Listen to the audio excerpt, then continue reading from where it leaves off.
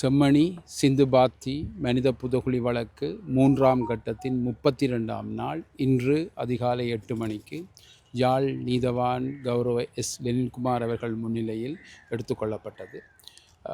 பேராசிரியர் ராஜ் சோமதேவாவின் குழுவினரும் சட்ட வைத்திய அதிகாரி பிரணவன் உட்பட வைத்தியர்களான கஜிஹரன், வித்தகன், விதுரன் போன்றவர்களும் வைத்தியர்களாகவும், அத்தோடு யாழ் பல்கலைக்கழக மருத்துவபீட மாணவர்களும் யாழ் பல்கலைக்கழக தொல்லியல் துறை மாணவர்களும் இந்த அகழ்பணியில் ஈடுபட்டார்கள்.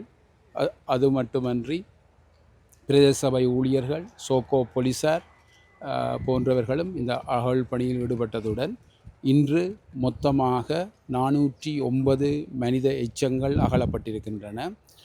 அதோடு பிற பொருட்களாக 3 பொருட்கள் எடுக்கப்பட்டன. உங்களுக்கு தெரியும், ஒரு இரும்பு வடிவிலான பெரிய வட்ட வடிவான ஒரு பொருள் ஒன்று இன்று அகழ்ந்தெடுக்கப்பட்டிருக்கிறது.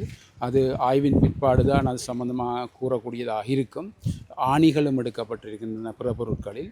அத்தோடு கருப்பு நிறத்திலான பாசி மணிகளும் புறப்பொருட்களாக எடுக்கப்பட்டிருக்கின்றன. இந்த 3 பொருட்களும் புறப்பொருட்களாக எடுக்கப்பட்டிருக்கின்றன.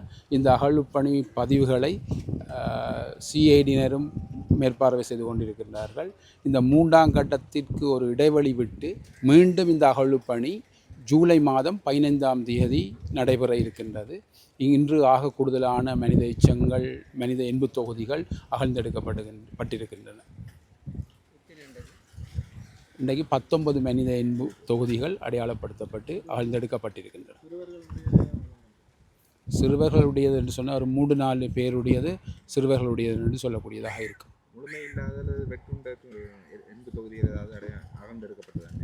ஆம், 3 எண்பு தொகுதிகள் முழு மனித எண்பு தொகுதிகளும் இல்லாமல் அகழ்ந்தெடுக்கப்பட்டிருக்கின்றன. மேலதிக செய்திகளுக்காக எமது யூடியூப் தளத்தை சப்ஸ்கிரைப் செய்யுங்கள்.